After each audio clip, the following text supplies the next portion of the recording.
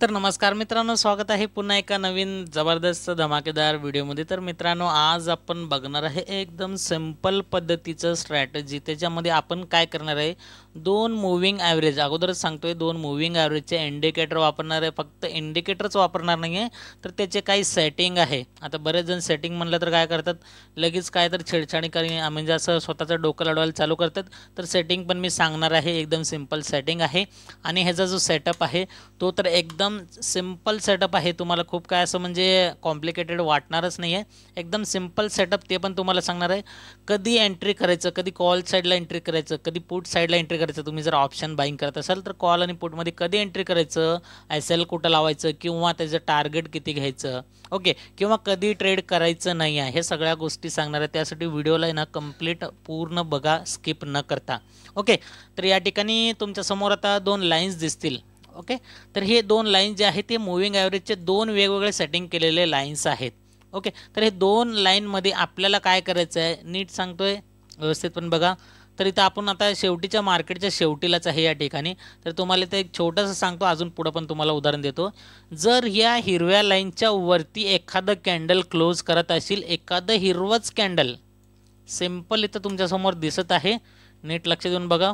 कारण की बरेच जण काय करतात, व्हिडिओ गडबडमध्ये बघतात आणि अर्ध्यामध्येच स्किप करून व्हिडिओला कंप्लीट बघत नाही आणि कमेंट करतात की सर ह्याचं काय आणि त्याचं काय. ओके, जर एक या हिरव्या लाईनच्या वरती एखादं हिरवा कॅन्डल अशा प्रकारे क्लोज करेल, असं विग नाही, विग यायला पाहिजे नाही, क्लोज, प्रॉपर क्लोज. इथं आता इथे एक विग गेला, इथे एक विग झाला आहे, क्लोज कुठं झालं आहे, इथं खालच्या साईडला झालं आहे, तर खाली नाही आहे, प्रॉपर या हिरव्या लाईनच्या वरती इथं क्लोज झालेला आहे. तर या क्लोजवरती आपण काय करणार, सिम्पली इथं कॉल बाय करणार, सी बाय करणार, सी बाय करणार. याचा अगोदर स्टॉप लॉस सांगतोय तुम्हाला मी. ह्याचा स्टॉप लॉस कुठं लावायचा आहे, या कॅन्डलच्या पाठीमागचं कॅन्डल. आता तुम्ही ह्याचं स्टॉप लॉस, जर हे कॅन्डल छोटा असेल तर लास्ट स्विंगपर्यंत जर लावलं तरी काय हरकत नाही आहे, जर कॅन्डल छोटा असेल. नाहीतर कॅन्डलच एकदम मोठं बनलं आणि तुम्हाला जर म्हणलं लास्ट स्विंग, तर लास्ट स्विंग एकदम खालच्या साईडला असेल, तर तसं करू नका.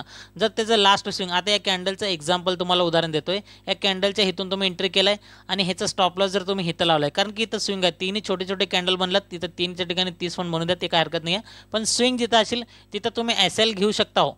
ओके, तिथं तर एस एल घेऊ शकता, किंवा त्याच कॅन्डलच्या लोच्या थोडंसं खाली बफर करून पण तुम्ही एस एल लावू शकता. आता जर सिंपल आपण जर ह्याचं बघितलं तर इथं एक अंदाज काढला, तर लॉंग पोझिशन मी हिथून ओपन केलं ह्या कॅन्डलच्या क्लोजिंगवरती, आणि क्लोज कुठं झालेलं आहे, या हिरवा कलरच्या वरती क्लोज झालेला आहे. तर मी स्टॉप लॉस काय म्हणलं तुम्हाला, इथपर्यंत आलेला आहे. कुठपर्यंत आलेलं आहे, नीट बघू शकतो, इथपर्यंत आलेलं आहे. तर आणि वरती काय, 1:1 हे तुमचं पहिलं टार्गेट असणार आहे. पहिलं टार्गेट 1:1चं तुमचं रिवॉर्ड रेशो असणार आहे. तर हे लास्ट स्विंग इथं सांगितलेलं आहे. तर किती पॉईंटचं आहे स्विंग तुम्ही बघू शकता या ठिकाणी, तर 65 पॉईंटचा. आता बरेच जण म्हणतील 65 पॉईंट खूप मोठा आहे, तर इथं बघू शकता तुम्ही, हे बँक निफ्टीचं चार्ट घेतलेलं आहे. 5 मिनिटाच्या टाईम फ्रेमवरती ह्या स्ट्रॅटेजीला तुम्हाला वापरून बघायचं आहे. म्हणजे काय, पेपर ट्रेड करायचं आहे. मी तुम्हाला कुठल्याही प्रकारचं असं फोर्स करणार नाही, रेकमेंड करणार नाही आहे, फक्त तुम्हाला शिकवण्याचा प्रयत्न करतोय. बाकी तुमच्या मर्जीनं, तुमच्या जबाबदारीनंच तुम्ही ह्याच्यामध्ये ट्रेडिंग करू शकताय. मी कुठल्याही प्रकारचं तुम्हाला फोर्स करणार नाही, फक्त उद्देश काय माझा, एज्युकेशनल पर्पज ऑनली. तर इथं काय झालेलं आहे, तुम्ही ह्याला बँक निफ्टीमध्ये जर बघितलं तर ह्याचे मोठे मुवमेंट असतात, थोडंसं एस एल थोडंसं मोठंच लागणार आहे बँक निफ्टीमध्ये. पण जर तुम्ही निफ्टीमध्ये करत असाल तर जवळपास किती तुम्हाला एक 30 पॉईंटचं चार्टवरची लागेल, आणि प्रीमियममध्ये त्याचं 15 रुपयामध्ये होतं आहे. ओके, आणि निफ्टी बँक निफ्टीमध्ये वॉलेटाईल फरक असल्यामुळे तर काय होतं, बँक निफ्टीला थोडंसं मोठं, तर इथं 60 पॉईंटचं आणि वरती 1:1 60 पॉईंटचं दिलं. जर 1:1चं टार्गेट घेतलं तर आपण ह्याला एस एल ट्रेल करून वरच्या साईडला पण घेऊ शकतो. इथपर्यंत जर गेलं 1:2 तर तुम्हाला बँक निफ्टीमध्ये मिळेलच मिळेल, कारण बँक निफ्टीचं मुवमेंटच असणार आहे तसं.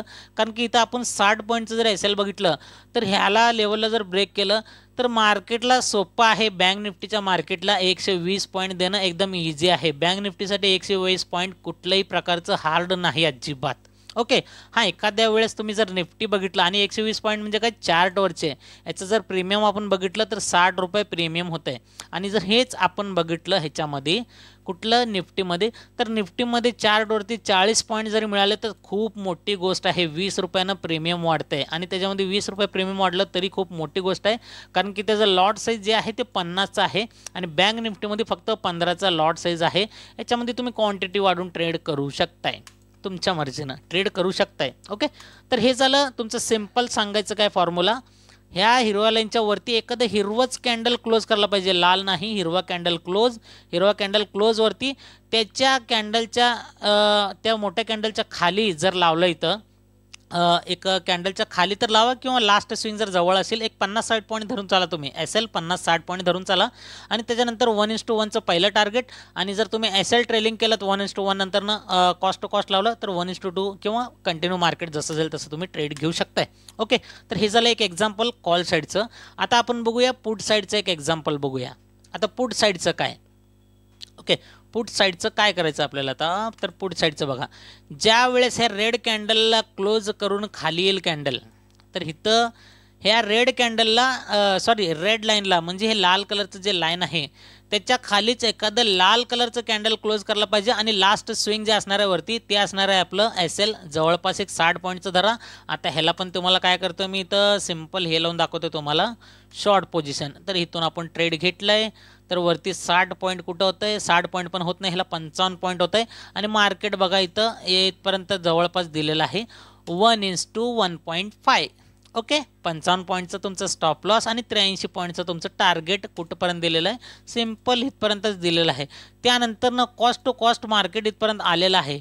फक्त इथून एक आलं, या ठिकाणी एक रिट्रेसमेंट घेतलं, पुन्हा डाऊन साईडला दिलं आहे. जर तसं बघितलं आपण, ह्याचं जर लांबी वाढवलं असं डायरेक्टली खाली आपण जर पेशन्स ठेवलं, होल्ड केलं, तर 1:2.35. ओके, म्हणजे 1:2 पेक्षा पण जास्त मार्केटनं ऑलरेडी तर दिलेलाच आहे. तर ह्याचं पण सेम तसंच आहे. हिरव्या कॅन्डलमध्ये वरच्या साईडला क्लोजिंग करून तिथं एंट्री, खाली लास्ट स्विंग किंवा त्या जवळपास एक 50-60 पॉईंटचं टार्गेट SL, आणि वरती 1:1 किंवा त्या ठिकाणी SL ट्रेलिंग करून तुम्ही 1:2 घ्या. किंवा वरती साईडला जर असेल एखादा रेजिस्टन्स किंवा एखादं राऊंड फिगर नंबर ज्याला आपण सायकोलॉजिकल नंबर म्हणतो तिथपर्यंत. आणि जर खालचं ट्रेड बघितलं तर खाली एखादं सपोर्ट बघा, किंवा खालच्या साईडला एखादं राऊंड फिगर नंबर म्हणजे जे सायकोलॉजिकल नंबर असतं ते बघा. या दोन गोष्टी तुम्ही बघू शकताय आणि त्या ठिकाणी ट्रेडला तुम्ही SL तर ट्रेल किंवा एक्झिट करू शकताय. कॉल आणि पुट साईडचं दोन्ही पण तुम्हाला दाखवलेलं आहे. आता एक सिम्पल सांगतोय, हे जी कंडिशन म्हणजे तुम्ही ह्याला कधी ट्रेड घ्यायचं नाही आहे, कधी ट्रेड घ्यायचं नाही आहे. आता इथं बरेच जण काय करतात, लालला पण ब्रेक करून वर गेलावून घेतात, पण तसं करू नका. हिरव्याला हिरवंच कॅन्डलनं ब्रेक करायला पाहिजे. या लाल कलरला जर हिरवा कलर ब्रेक केला वरच्या साईडला, तर या ठिकाणी ट्रेड घ्यायचं नाही, ट्रेड घ्यायचं नाही अजिबात.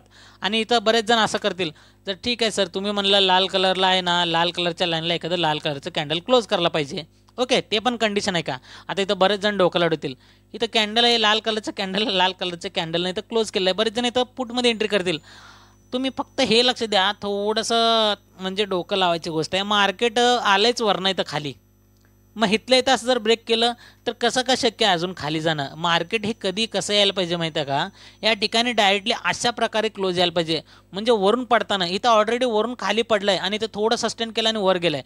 हां, तुम्ही जर असं थोडंसं पेशन्स ठेवलं, होल्ड केलं, जरी तुम्ही जर समजा चुकून इथं ट्रेड घेतलात तर नंतर ना काय होईल, या ठिकाणी मार्केट थोडंसं वरती जाईल, पण या ठिकाणी तुम्हाला SLV लावावं लागतं. SLV लावावं लागतं, त्या ठिकाणी SL पण उडू शकतं.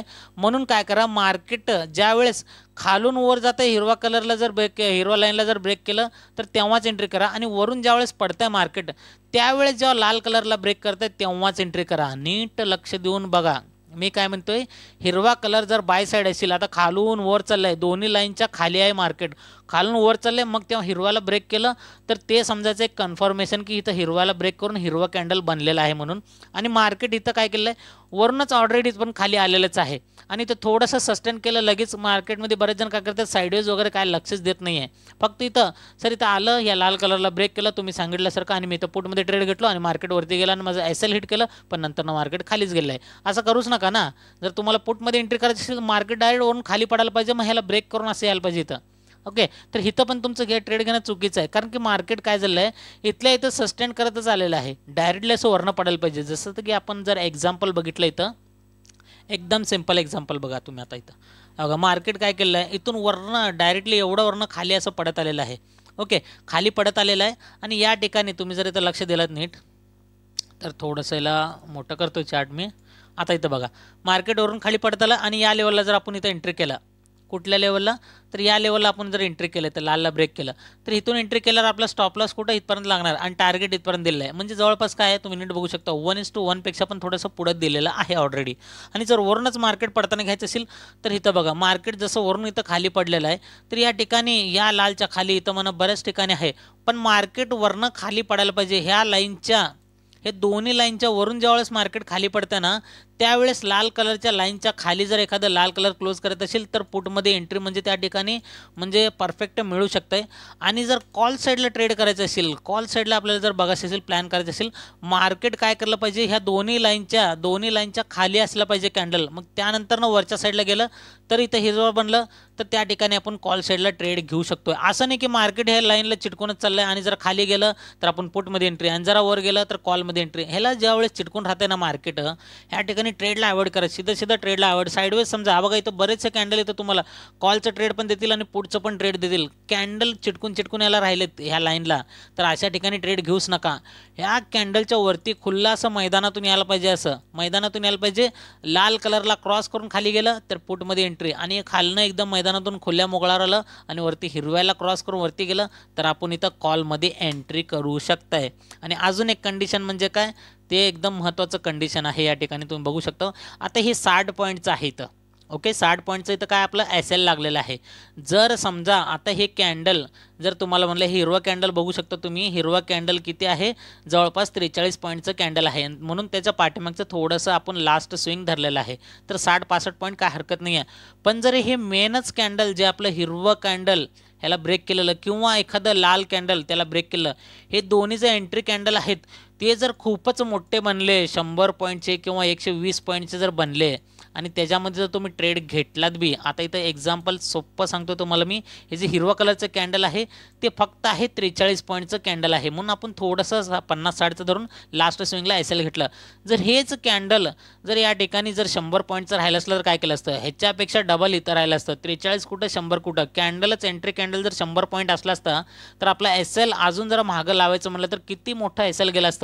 म्हणून तुम्ही ह्या ठिकाणी काय करा, हे जे आपलं एंट्री कॅन्डल असतं हिरवं किंवा एखादं लाल कलरचं कॅन्डल एंट्री कॅन्डल जे असतं क्रॉस केलेलं, ओके, तर ते कॅन्डल जवळपास प्रयत्न करा इथं तुमचं 60 पॉईंटपर्यंत 50-60 पॉईंटपर्यंत चार्टवरचं इथं SL जाण्याचं. म्हणजे ते कॅन्डल तुमचं लय झालं एक 30 पॉईंटचं असलं पाहिजे किंवा 40 पॉईंटचं पण असलं तरी काय हरकत नाही आहे. आणि त्या ठिकाणी आपण अजून थोडं बफर करून एक 60 पॉईंटचं धरून टोटल एक SL लावू शकतो. कशामध्ये, बँक निफ्टीमध्ये लावू शकतो. आणि निफ्टीमध्ये तुम्हाला काय करायचं आहे 40 पॉईंटचं म्हणजे 20 रुपयाचं प्रीमियम, असं एक सरासरी एक अंदाज. तुम्ही या गोष्टीचं प्रॅक्टिस केलं तर तुम्हाला नक्कीच या गोष्टी सगळ्या समजतील. ओके, अपेक्षा करतो तुम्हाला हा व्हिडिओ कसा वाटला, चांगलाच वाटलेला असेल आणि स्ट्रॅटेजी समजलेला असेल. ज्या लोकांना समजलं आहे त्या लोकांनी कमेंट करा, एकदम गोडसं सुंदर कमेंट करा. ओके, कारण की अशाच प्रकारचे मला अजून पण व्हिडिओ तुमच्यासाठी आणायचे असतील तर तुम्ही कमेंट केलेलं मला एकदम छान वाटेल ते पण वाचायला. चला मग भेटूया मित्रांनो अशाच प्रकारचे सिंपल पद्धतीचे नवनवीन स्ट्रॅटेजी फक्त आणि फक्त तुमच्यासाठी एकदम सोप्या भाषेत घेऊन येण्यासाठी. तोपर्यंत भेटूया पुढच्या एका नवीन टॉपिकसोबत, एका नवीन स्ट्रॅटेजीसोबत, एका नवीन कॉन्फिडन्सनं. तोपर्यंत good bye and thank you so much मित्रांनो. तर अजून एक आपण आता काय बघूया, ह्याचं सेटिंग बघूया पटकन. आता हे मी काय केलं आहे 2 EMA घेतलेलं आहे, मूव्हिंग ॲव्हरेज एक्सपोनेन्शियल. तर इथं इंडिकेटरमध्ये जायचं आहे, तुम्हाला इथं बघायचं आहे मूव्हिंग ॲव्हरेज एक्सपोनेन्शियल. हे 2 इंडिकेटर घ्यायचं आहे. ओके, 2 इंडिकेटरमध्ये तुम्हाला काय करायचं आहे या ठिकाणी सिंपल पहिल्या इंडिकेटरमध्ये जायचं आहे, सेटिंगमध्ये जायचं आहे, इनपुटमध्ये यायचं आहे. इनपुटमध्ये तुम्हाला काय करायचं आहे या ठिकाणी तर बघू शकतो, पहिला आहे लेंथला 20 करायचं आहे, लेंथला 20 करायचं आहे. बाकीचं काय छेडछाड करायचं नाही आहे. स्टाईलमध्ये यायचं आहे, EMAला इथं फक्त लाल करायचं आहे. इनपुटमध्ये 20 करायचं आहे, स्टाईलमध्ये याला लाल कलर करायचं आहे. ओके करून टाका. खालच्या दुसऱ्या EMAमध्ये या ठिकाणी इनपुटमध्ये यायचं, इथं लेंथला याला 50 करायचं आहे. पहिल्यामध्ये 20 केलं, ह्याला 50 करा आणि स्टाईलमध्ये यायचं, ह्याला हिरवा कलर घ्यायचा आहे. बस एवढं सिंपल 2च सेटिंग आहे. चला भेटूया पुढच्या व्हिडिओमध्ये.